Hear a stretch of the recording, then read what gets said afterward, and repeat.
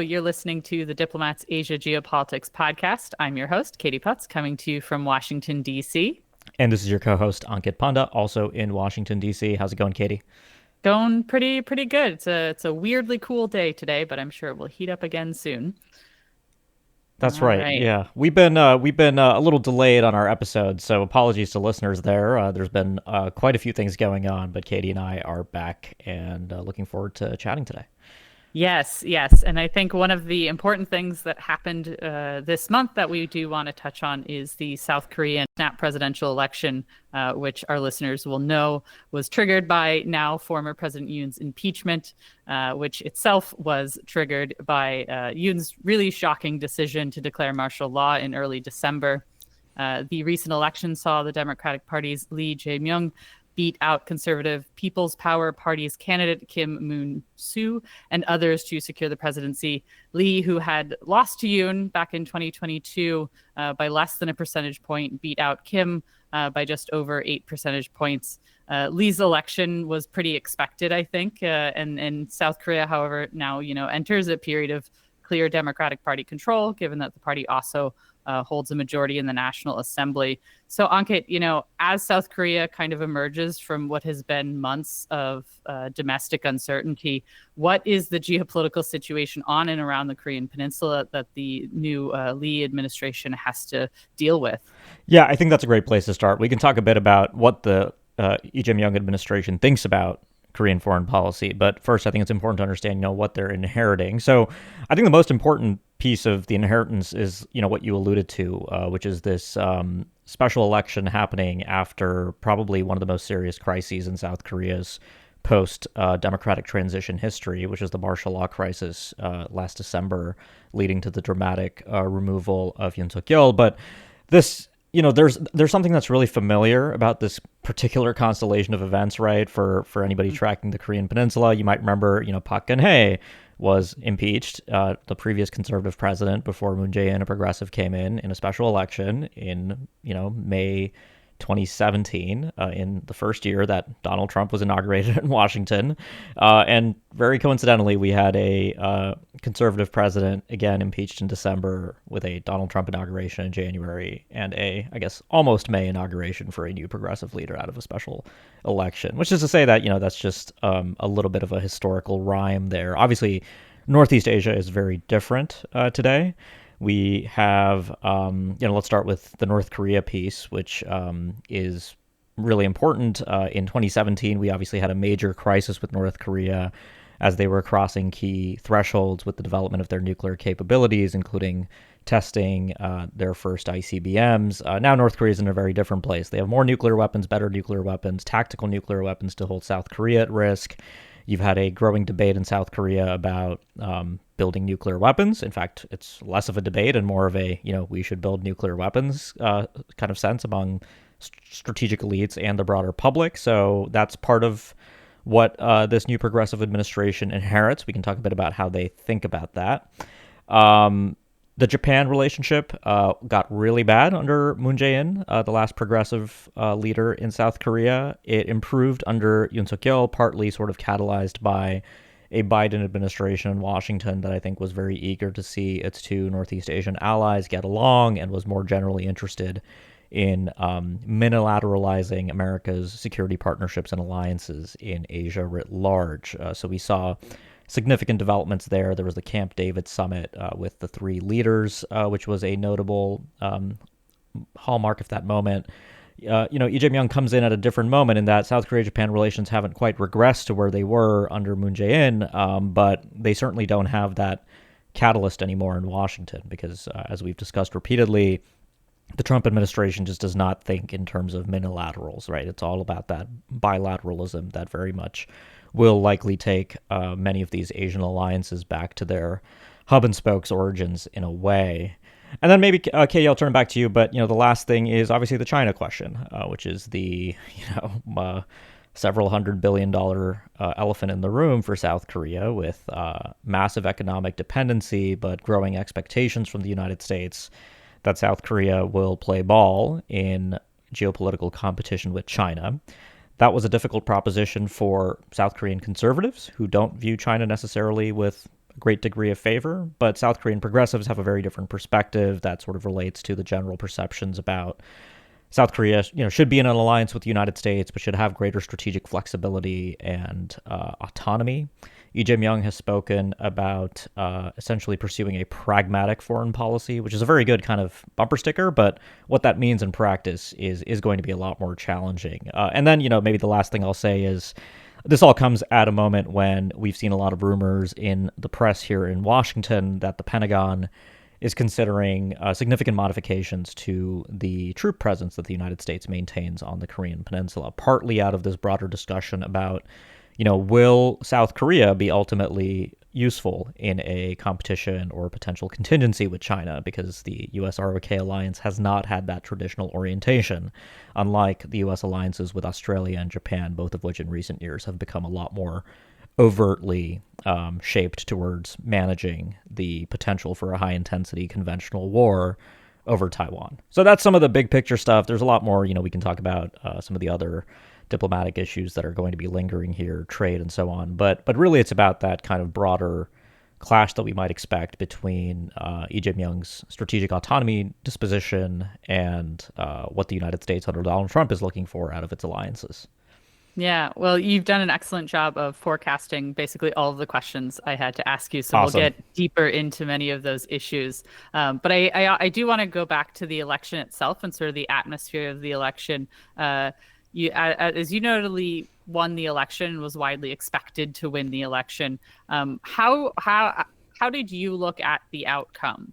Were there any surprises there for you in terms of regional balance or just the domestic conversation around the election? Yeah, so look, I mean, I will say that the broader sense that Lee Jae-myung was favored to win was pretty strong especially post impeachment and removal of Yoon.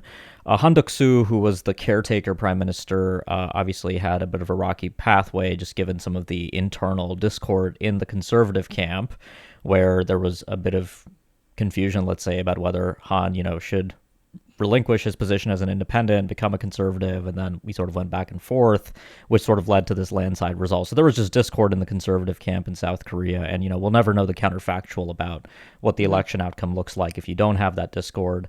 But the thing to say about South Korean domestic politics is that it is just an incredibly polarized society, right? You have a tremendous amount of polarization, negative partisanship between conservatives and progressives. You have a remarkable gender polarization dynamic, particularly among younger voters. And so a big part of the story from at least reporters who focus on Korean domestic politics is that a big part of the domestic political base that propelled Lee Jae-myung to victory was younger women who vote overwhelmingly progressive compared to younger men in South Korea who vote overwhelmingly conservative. And that sounds like an oversimplification, but if you look at the sort of crosstabs and the breakdowns, it is gender polarization like in no other democracy on earth. I mean, just when you see like the ways in which younger South Korean votes, it's just really stark.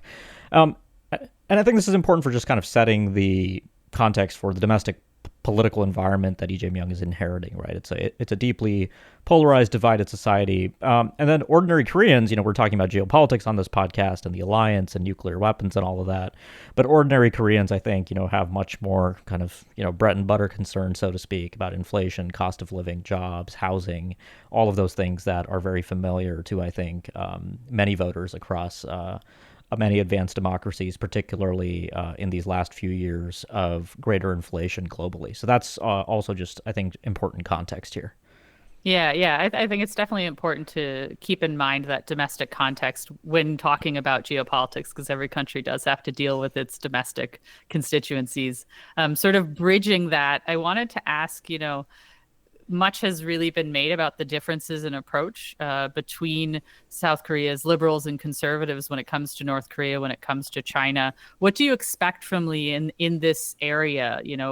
I think conservatives have been more vocal that, Lee is just going to go hard to one direction. What are you expecting there?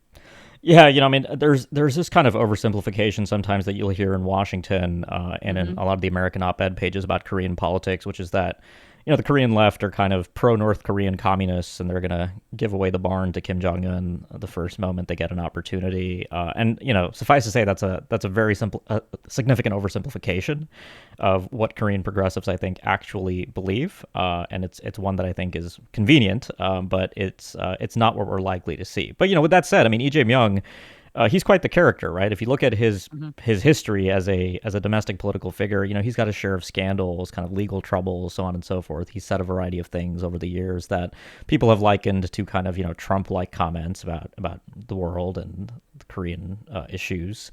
But the thing that I would expect to see is that and you see this in Korea, you see this elsewhere, which is that you have these kind of, I guess you don't see this in the United States, where you have like firebrand populist politicians who are kind of wacky when they are in parliament or in kind of a lawmaking position, but the moment they get elected to the highest office in the country, they sort of moderate, they surround themselves with expert advisors who might even have different views. And like that latter piece is what Lee Jae-myung has done, right? So if you look at the way in which he's staffing up, there's a variety of voices and perspectives with different views about the alliance with the United States, what to do about North Korea. The one that I think a lot of commentators have been pointing to is the new South Korean National Security Advisor, Lee Sung-lak, and the director of the National Intelligence Service, Lee Jung-suk. These are two men who are sort of within the progressive camp, seen as occupying different poles on the debate about strategic autonomy and the alliance with the United States. And so that's interesting because it suggests that I think, advisors will ultimately help shape Lee Jae-myung's maneuvering on a lot of these issues. It's not going to be kind of this imperious one man taking all of the decisions on national security decisions, which of course sounds familiar to many of us in Washington these days. So I think that's how I would probably expect this to play out. But there is some truth to the fact that, the broader disposition with which conservatives in South Korea approach alliance issues is very different from progressives. So particularly on the extended deterrence side, some of the anxieties I think will be pretty different now, especially if, as Lee Jae-myung has said, there is some new attempt to pursue engagement with North Korea, which, we can talk about in a bit. But that's, again, I think,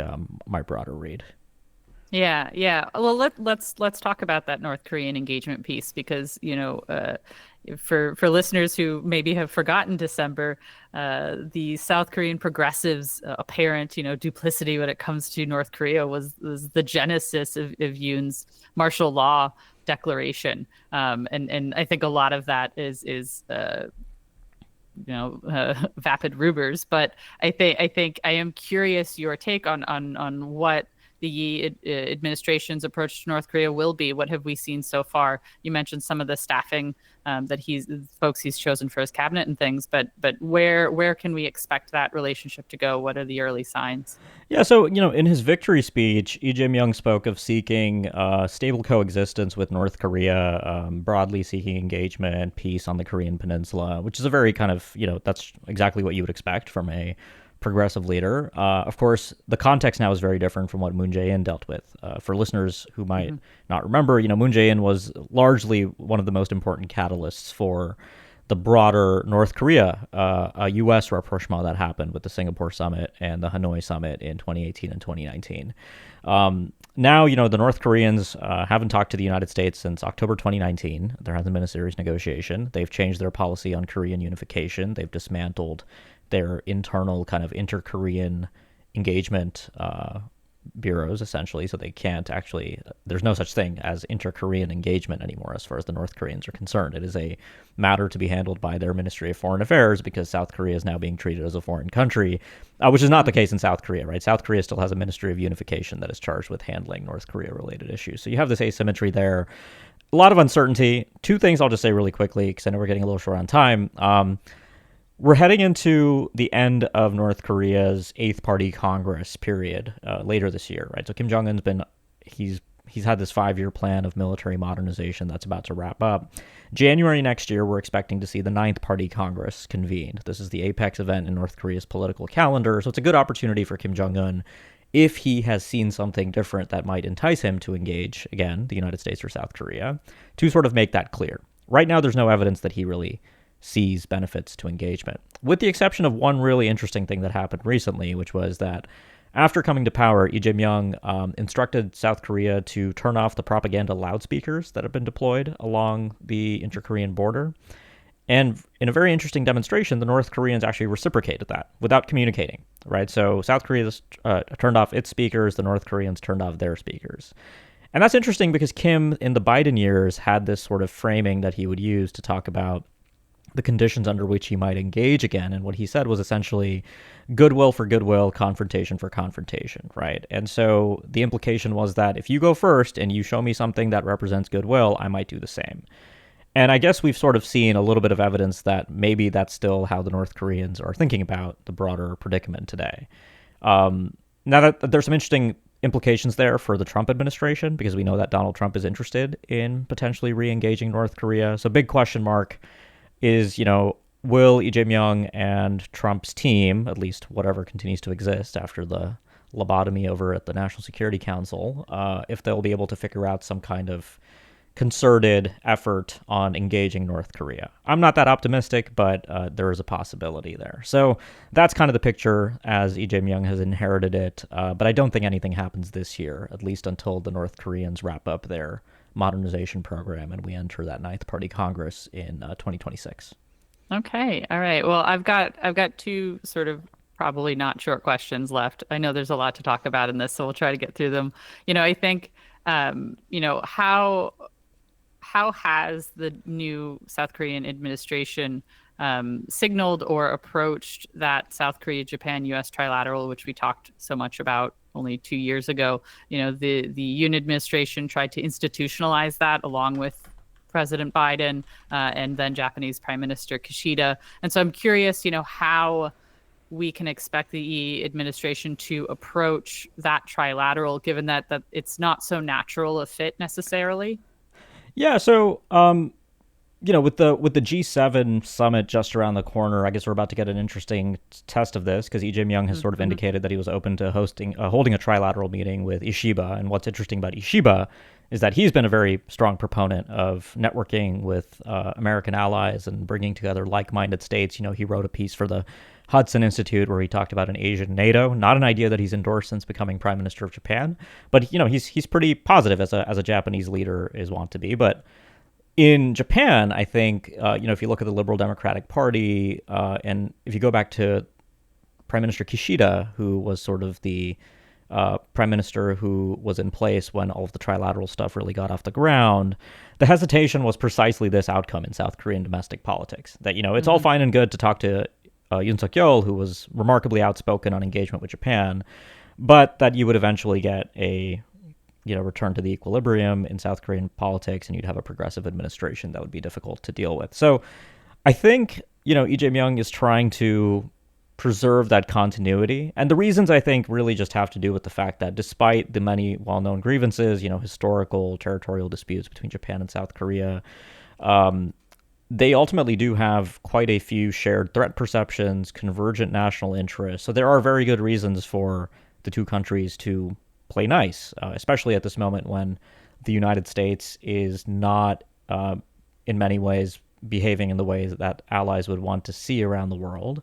So it's this really interesting, unprecedented situation, right? Because even during the first Trump administration, when we saw Japan-South Korea relationships get really bad, the threat perceptions, were still pretty different, I would say, at that moment, right? This is a very different Northeast Asia, very different world geopolitically. So that might, and, something will probably happen where we'll have a crisis and things will go off the rails, as happened under Moon Jae-in. But for the moment, it seems like the trilateral boat is not quite as rocky as it could be. All right. And, we've been sort of dancing around the Trump angle, but I don't think we can get out of a 2025 podcast without directly addressing, how has South Korea managed the relationship with the Trump administration and with a new president in office, how do we think that the administration is going to approach talks on things like tariffs, alliance burden sharing, and sort of the hot button issues? What hints have we seen so far about that relationship? Yeah, so this is the tough one, right? Because when you have a progressive leader prioritizing kind of strategic autonomy in South Korea, the kind of chauvinistic unilateralism that the United States brings to a lot of its deliberations is not going to go over well. We already went through a very acrimonious cost-sharing dispute under the first Trump administration when it came to the alliance with South Korea, when what used to be about a $1 billion US host nation support payment from South Korea, the Trump administration upped their ask to $5 billion just overnight, completely arbitrarily. Which was, of course, not taken very well. Fortunately, things got ironed out under the Biden administration, but this is going to rear its head once again, even though they did finalize a cost-sharing agreement before the Biden administration left, with the intention of getting that done before Trump sort of came in. The big issues at the forefront are, if the Pentagon under Trump is going to significantly alter the nature of U.S. forces on the Korean Peninsula. And there's a lot there. The number that's been sort of bandied about in the Wall Street Journal, and I think a few other sources, was a reduction on the order of around 4,500 troops out of 28,500 total. And there's a conversation there, like, is 28,500 sort of this sacrosanct number that is essential for deterrence, or can you deter North Korea at lower numbers of U.S. personnel? Mm-hmm. Some people say you can, some people say you can't. I mean, my opinion is that would actually harm readiness, but it all matters about how these decisions are framed, right? If that withdrawal takes place and the answer is, South Korea can handle South Korea should build nuclear weapons maybe and handle North Korea on its own. That's very different than kind of an adjustment that it takes into account South Korean security interests and maybe brings certain capabilities to the Korean Peninsula that offset the removal of troops. There's just a lack of clarity at the moment. But the other thing is, this question about how much is South Korea willing to play ball on the U.S.-China strategy? And there I think things are tough with the progressive administration because they remember the unofficial sanctions against South Korea after South Korea accepted the U.S. THAAD missile defense system back in 2016 into 2017 when the South Korean economy lost billions. Major South Korean firms suffered pretty substantially as a result of those Chinese sanctions. So there won't be tremendous enthusiasm to entertain those parts of the Trump agenda, and that could lead to turbulence. But I think South Korea is going to try to handle that with as much finesse as it can diplomatically, but finesse only takes you so far with the Trump administration. And then, the broader picture here, there's just one more interesting kind of issue that listeners might not know about, but it's this issue called OPCON transfer, which is the wartime control of military forces on the Korean Peninsula. So South Korean progressives have for a very long time wanted to accelerate OPCON transfer because it's sort of a national autonomy and sovereignty issue. Currently, as the alliance exists, in a time of war with North Korea, alliance troops would be under the leadership of an American general. So you can see why, if you're a strategic autonomy-minded progressive in South Korea, that's not very acceptable to you. So the current approach has been conditions-based. Basically, if South Korea reaches a number of mutually agreed benchmarks on capabilities, command and control, operational readiness, OPCON transfer can happen, and then forces would be led by a South Korean general during a time of war. This is likely to potentially rear its head because the Trump administration might actually have no problem with just removing those conditions and doing this, right? Because it would potentially work for the America Firsters who want allies to do more. And it would work for a strategic autonomy-minded South Korean president who could say that, I got this done after my predecessors failed for a while. Again, doing this in the wrong way could have some undesirable consequences, in my opinion. So just one more issue to flag. All of this, I think, is going to percolate over the coming months and next few years. All right. Well, we will keep an eye on it. Thanks to our listeners for hanging in on this slightly longer than normal episode. Thank you for always listening. And please leave a review, rate our podcast wherever it is that you listen to it, recommend it to friends, and we'll be back soon with more. Thanks, Katie. Thank you.